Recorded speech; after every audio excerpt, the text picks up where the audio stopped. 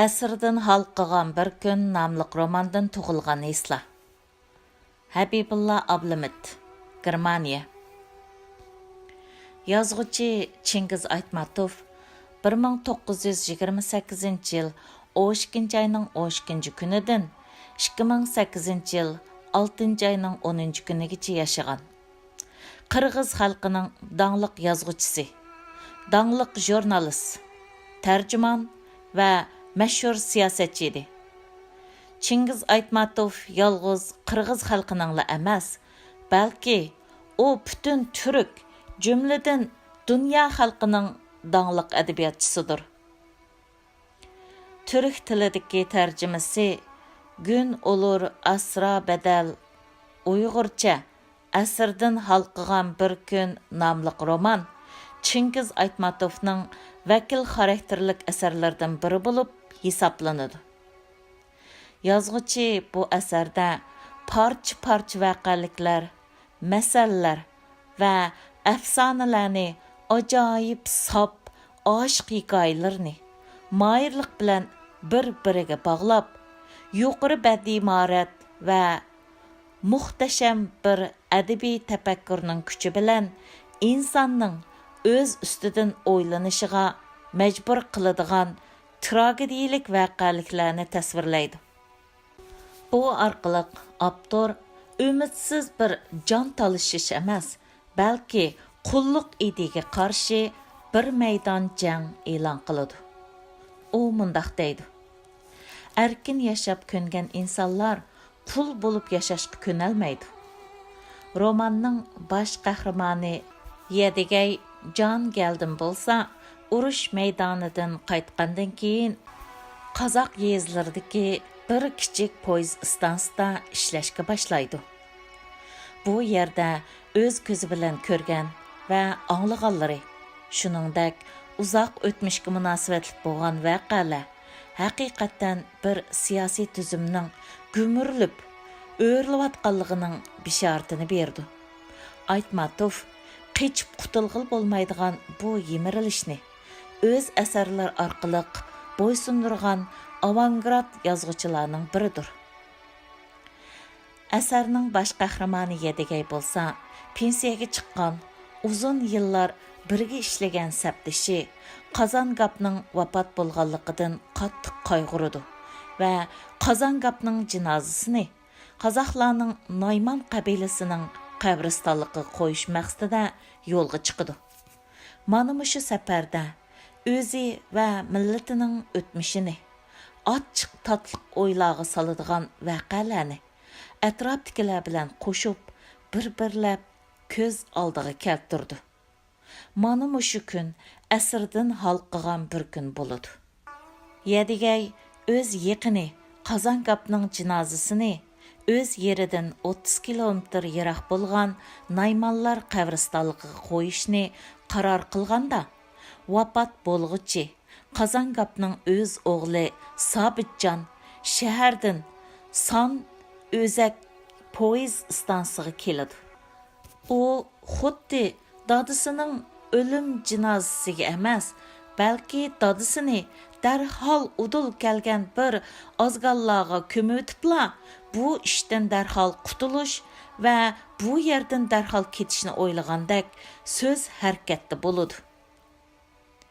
Yedigayning planiga qarshi chiqib, nima uchun u shuncha uzoq yerdagi Ona Bayt mazorligiga boramiz? Mushu Son o'zak bektida bir o'likni ko'mgidak yermi yo'qmi? Bekatdagi temir yo'lning bo'yidagi bir do'nglikka ko'mib bo'lmadimi?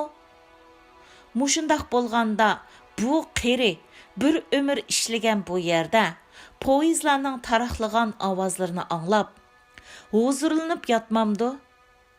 Inson o'lidi, darhol ko'miladi, deydi va nima uchun vaqt isrof qildiganligini, ko'miladigan yerning muhimligining nima ahamiyati borligini va darhol ketishning lozimligini izhorlaydi. Bu shahardan kelgan bola uchun umr bo'yi o'zini cho'ng shaharlarda o'qitish uchun keç gündüz muşu boranlıq poyz istansida ishlagan dadisining o'limining hech qandaq bir ahamiyati yo'qdi. Uning uchun Naymanlar mozorliqining hech qandaq bir ahamiyati yo'qdi. Darhol ishni bitirib, bu ishdan qutulishni o'ylaydi. Mana shu ishlarni ko'rib turgan Yedigay o'z ichida mundaq o'ylaydi. Nima hollarga kelib qoldi bu nasl? Bütün narsalar atvorliq. Ammo o'limli undaq emasmi?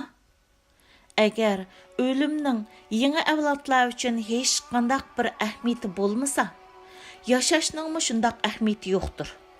Undaqda bu insonlar nima uchun va qandoq yashaydi? Yedigay meyitni yuyib tarab, yerlikka tayyorlik qilib, ertasi tong sahardala Naymanlar qabristonligiga yo'lga chiqish uchun jiddiylashyapsa, meyitning o'g'li Sobitjon oddiy bir duo qilib, musibat ichida o'ltirishning o'rniga bir qo'shnisining uyida aroq ichib, hech ishdan xabari yo'qdek bahuzur so'rin qurib o'ltirdi. Buni ko'rgan Yedigay qattiq afsuslangan holda 60 yillik Sovet ittifoqining boshqurishida qilib, bu yangi avlodlar duo qilishning o'rniga aroq ichishni o'rgandi. Allah'ның barlığıma işenmez bo'ldi deydi. Yedigay yana mundaq tushunchalarda bo'ladi. İnsan qalbida boshlanish bilan oxirlanishdagi hayot bilan o'lim orasidagi qarim-qarshilikni bir-biriga moslashtiradigan faqat va faqatla bizga ko'rinmaydigan Alloh edi. Duolar mana shuning uchun o'qiladi. Buningdan boshqacha bo'lganda, Tangrining ovozini anglag'ini bo'lmaydi. Tangrining borlig'ini his qila olmaysan. Nima uchun yoritib, nima uchun o'ltirdiganligini so'ray olmaysan-ki, dunyoga insonlar keldi. Kelgandikin mushundaq yashaydi. Bak rozi bo'lmasimi, o'z qadriga shukr qilib, Tangridan madad oladi. Dualar barliqqa kelgandan beri hech o'zgarmadi. Davomliq o'xshash so'zlarni takrorlaydi.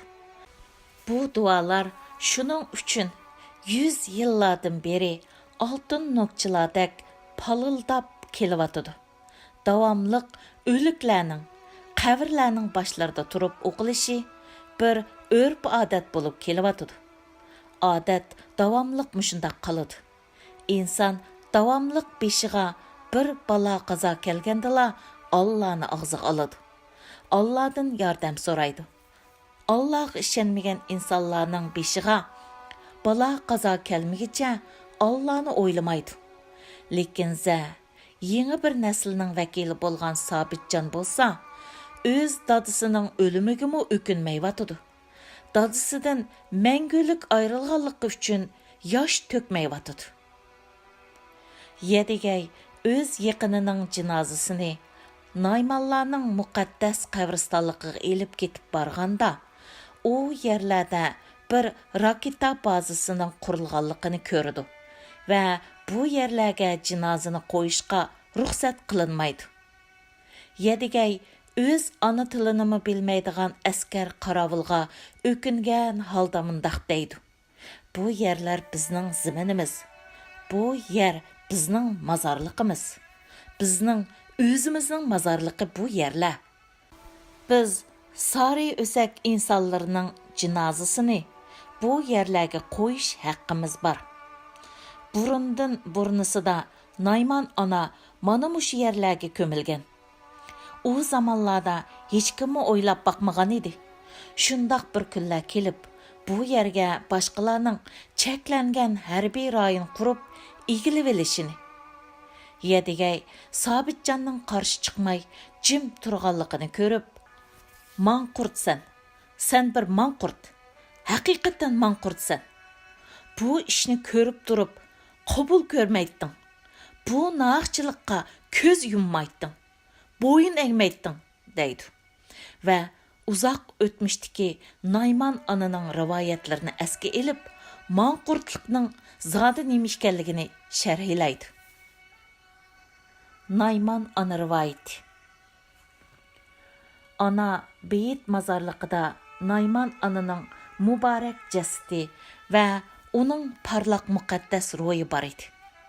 Bu mundaq bir rivoyatdan kelgan edi. Burunning burnusida San Özək kentining atrofi ketgan yop-yeshil yaylaq bo'lib, bu go'zal makonda qozoq xalqi chorvachilik bilan shug'ullanib, o'z hayotlarini davomlashtiradi. Qo'shni rayonda Juan degan bir millat bo'lib, bular davomliq qozoq xalqi bilan urush jidal qilib, qozoq chorvachilarning mol-varollarini bulab, urush qo'zg'aydi. Bu urushlarda birda qozoqlar g'alaba qilsa, birda Juanlar g'alaba qiladi. Keyin yillarning o'tishi bilan bu yop-yeshil o'tloqlar yo'l yig'inning ozligi, har xil tabiiy ofatlar tufaylidan qurib, cho'llashishga boshlagan edi. Buning bilan Juanlar taraf-tarafga ko'chib ketdi. Bularning bir qismi Volga daryo bo'ylariga ko'chib ketib, u yerdagi xalqlar bilan assimilyatsiya bo'lib, yo'qolib ketgan edi. Lekin qozoqlar davomliq bu yerlardan hech ayrilmay, quduq qezib, suv chiqarib, ta hozirgacha yashab kelyapti. O zamonlarda Juanlar qozoqlardan olgan asirlarga vahshiylarcha zulm qiladi ekan. Qozoqlardan asir olgan qovul yigitlarga yurgizadigan jazo shunchalik vahshiy bo'ladi ekan.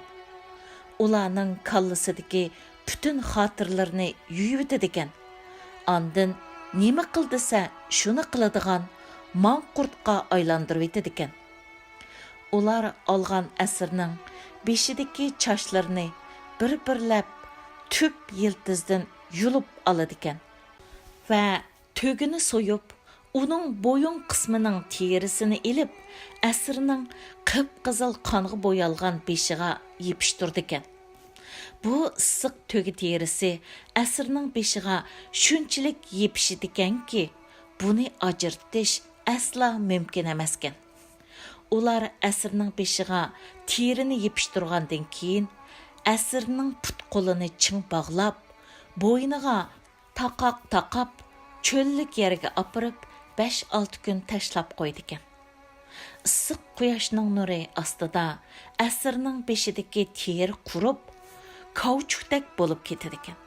Teri qurgan siri boshni shunchalik qattiq siqadi ekan va beshidan o'nib chiqqan choch yuqoriga o'salmay, boshning ich qismiga o'sib, insonning mingisiga sanchilib, shunchalik og'riydi ekanki, bu og'riq chidamagan asirning ko'plari o'lib ketadi ekan. Saq qolganlar bo'lsa, o'tmishdagi xotirlarning hammasini yo'qotdi ekan.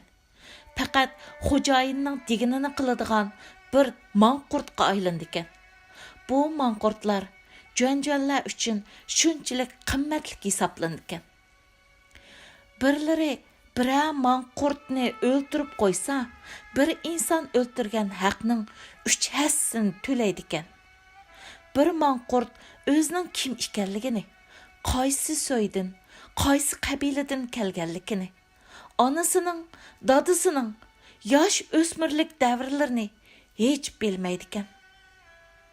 Hatto o'zining inson ekanligini tuymaydi ekan. Faqat bilish iqtidori bo'lmaganligi uchun xo'jayini nima desa shuni qilib, xo'jayinning butun orzu istaklarini o'rinlashni biladi ekan. Og'zi bor, tili yo'q. İştaatlik bir hayvandan hech bir farqi yo'q. Qechib qutulishni bilmaydigan, xo'jayini hech ansirmaydigan bir qulga aylandi ekan. Quldar uchun eng cho'ng xatar qulning xo'jayiniga qarshi chiqishi bo'lib hisoblansa-mu, ammo manqurt isyonni, ishtohatsizlikni hech bilmaydigan, o'ylabmi qo'ymaydigan bir barliq hisoblandi ekan. Xo'jayiniga ishtimi battar sodiq, uning so'zidan zinhor chiqmaydigan, xo'jayindan boshqalarning gapini zinhor anglamaydigan, faqatla qo'rsig'i ochsa, qo'rsqini to'yg'izishni biladigan bir mavjudlik bo'lib hisoblanadi ekan. Bu manqurtlar xo'jayinlar uchun eng ig'ir, eng razil va sabri talab qiladigan ishlarni bija keltirdi ekan. Sari o'zak cho'llarining issiqida bu yerlardagi o'ymonliqlarda boqadigan tugilarni faqatla manqurtlarla beqib o'ttisdan chiqalaydi ekan. Bu manqurtlarga yeydigan, ichadigan, kiyim kechkini bersila, issiqni issiq demay, bo'ronni bo'ron demay pada boqadi ekan. Bular uchun mo'yin bo'lgan narsa faqatla xo'jayinini rozi qilish ekan. Demak, juan-juanlar mana shundaq insoniyat olamidagi eng vahshiy usullar orqali asrlarni manqurtga aylantirib, insoniyat dunyosidagi eng razil jinoyatni shakllantirgan ekan.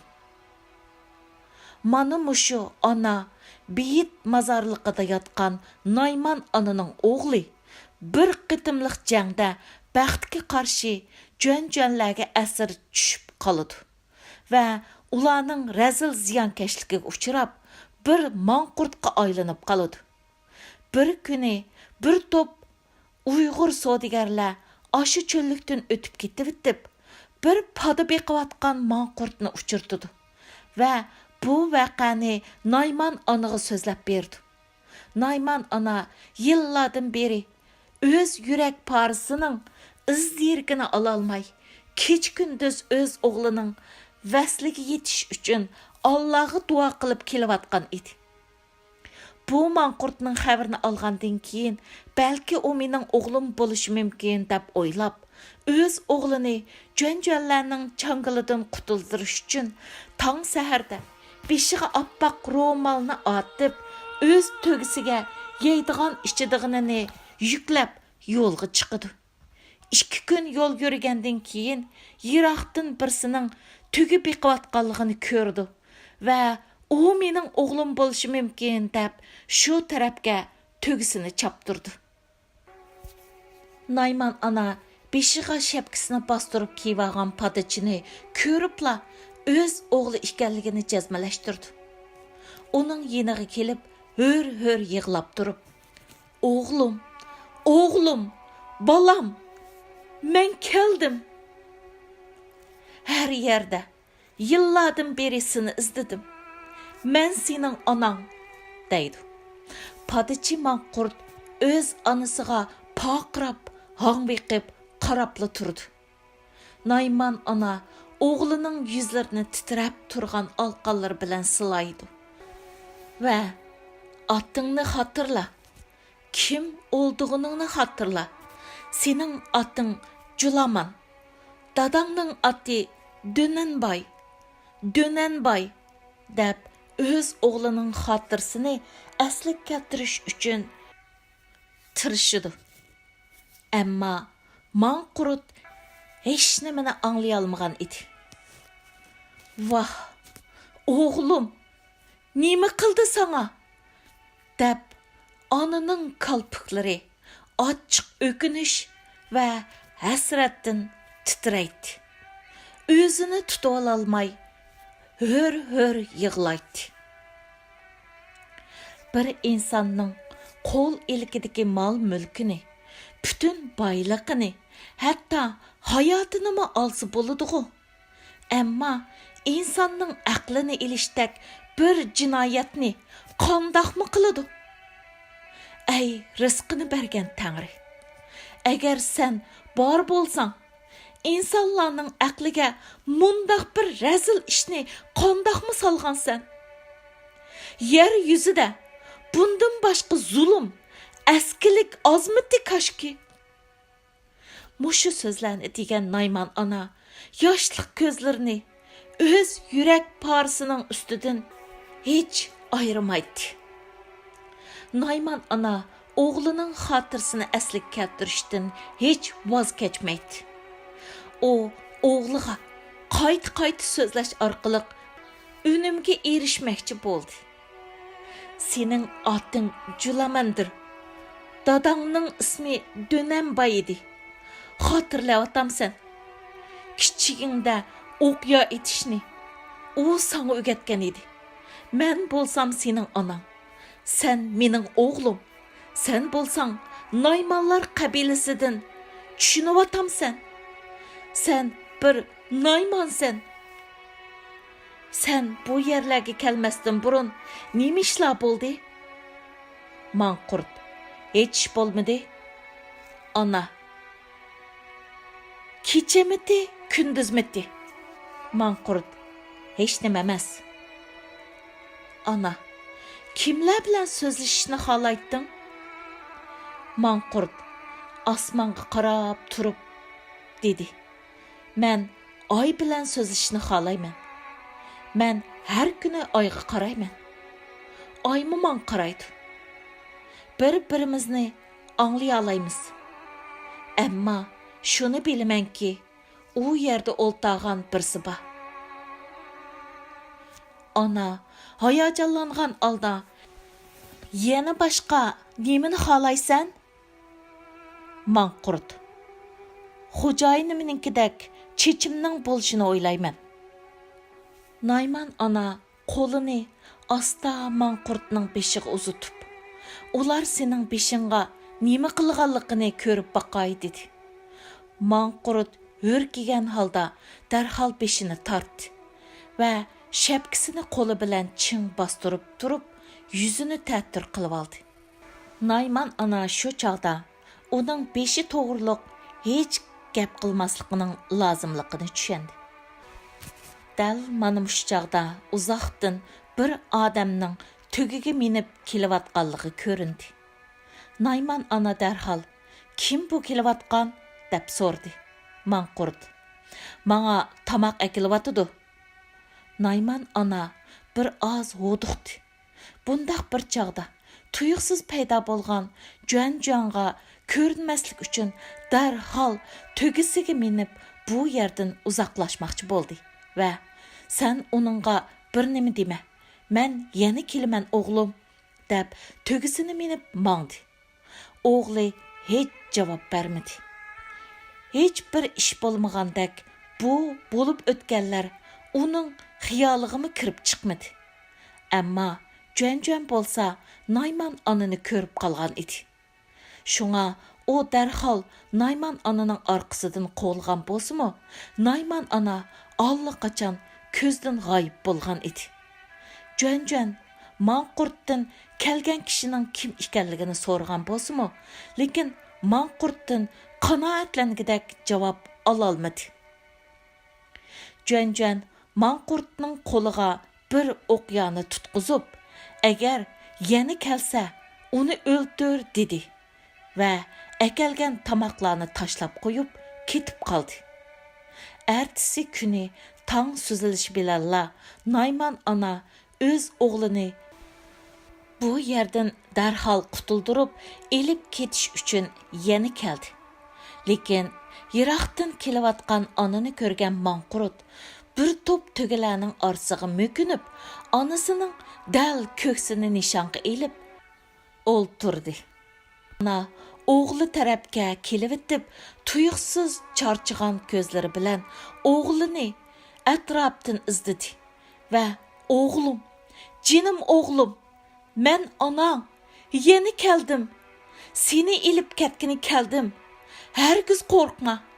Men seni qutuldiraman. Men seni bu qulluqdan ozod qilaman. Seni o'z yurtingga ilib ketaman. Lekin men afsuslanarligi, onaning nima da'vatganligi Manqurtning xiyoliga kirib chiqmaydi. As xiyoli uni bir o'q bilan etib o'ltirib, xo'jayinining buyrug'ini ijro qilishli edi. Shunga u o'z onasini nishonga elib, o'qyaning kirichini bor kuchi bilan tortib, o'z mehribon onasini nishonga elib, paytni kutib, to'gilar to'pining ichida yukinib o'ltiradi. Naman ona bo'lsa, ansizlik ichida o'g'lini izlayotgan edi. Ana axir öz oğlunu kördü. Oğlunun közleriga quyoshning nurlari tushib turadi. Bu sababdan to'g'ri nishonga elish uchun yaxshi bir fursatni kutib turadi. Ana öz oğluga vaqirdi. Julaman, sen oğlumsan. Oğlum, ating Julaman. Sen Naymansan. Men onang, Julaman oğlum. Mana mushu paytda o'g'lining o'zini to'g'ri nishonga ilayotganligini aniq ko'rdi. O'g'li bor kuchi bilan kirishni tatib turadi. To'xta, otma, faqat mushinili deyaladi-da. O'q kelib onaning yuragiga g'ach qilib sanchildi. Nayman ona o'qning zarbisidan tugining ustidan yerga yiqildi. Beshidagi oq ro'mol asta laylab havoga ko'tarilib, oq oqqo'ga aylanib ketdi. Bu oq oqqo ko'kda turib, Nayman onaning eng oxirgi qitim og'zidan aytishga ulgurolmagan so'zlarini takrorladi. Ismingni xotirla. Kim ekanligingni xotirla. Dadangning eti Dönembay. Dönembay. Mana bugungi Dönembay qushi shu zamonlardagi rivoyatlardan qolgan emish. Bu son o'zak cho'lidagi ashu o'z o'g'lini qulluqdan qutuldirish yo'lida o'z o'g'li tarafidan shahid qilingan Nayman onaning muborak tini yotarmish. Nayman ona mingan to'ga Aqmayanning naslidan bugungi oq to'galar kelgan emish. Abdur Chingiz Aytmatov Nayman ana rivoyati orqali insonlarni manqurt bo'lishdan qutuldirayli degan ulug'vor bir maqsadni o'ttirg'a qo'ydi va manqurtlarning nima ekanligiga javob berdi. Yedigay o'z yaqinini Naymanlar mazorliqi atrofiga musulmonlarning qoidasi bo'yicha avaylab ko'mib, o'zi vafot bo'lgandan keyin o'zinimi mana shu yerga ko'mishni atrofdagilarga nasihat qiladi va bundoq o'ylaydi. Agar insonlar o'lgandan keyin ruhi boshqa bir jonliqlarning badaniga kirdigan bo'lsa, men bir chumuli bo'lishning o'rniga oq quyruqliq ko'kiyan bo'lishni o'ylayman. U vaqtda ashu ustimizda parvoz qilayotgan ko'kiyandak ta eng yuqorilargacha uchib bu vatanning tuproqlarini qong'ich ko'rman. Ko'zlarimni butun ana vatanning ziminning ustidan hech ayirmayman. Mana bu mening orzuyim deydi. Yana u mundaq deydi. Badanim bo'lsa chirib, qurib tuproqqa aralashib ketadi. Chunki biz tuproqdan kelgan. Oxirda yana tuproqqa aralashib ketamiz. Yozuvchi Chingiz Aytmatov o'z romanida mundaq xitob qiladi. Yer yuzida bir kun keladi. Haqiqatan o'z yerini topadi. Hech kimning qilgan askiligi jazosiz qolmaydi. Haq va adolat bor va bu dunyo yo'q bo'lib ketganga qadar bu cho'qim shundoq bo'ladi. Men davomliq yer yuzida askilliklarning, ig'ir haqsizliklarning davomliq sir bo'lib qolmaydiganligini, adolatning, haqiqatning yo'q bo'lib ketmaydiganligini o'ylasam, rohatlanib qolaman va bu hayotda xushal yashashga madad bo'ladi. Ba'zida haqiqat va adolatning g'olib kelishi uchun uzun vaqt ketadi. Shubhisizki, haqiqatning qorong'ulikdan yorug'likka chiqishi uchun jafoliq bir jarayonni besib o'tishga, sabr qilishga to'g'ri keladi. Kuch faqatla adolat bilan to'g'riliqdan keladi va insonlarni natijaga erishtirdi. Chunki adolat kuchliklar bilan birga bo'lmasdan, balki to'g'ri, haqqoniy yo'lda manganlar bilan birgadir. 2016 yil 3 ayning 28 kuni Germaniya. Manba Bağdaş Tori.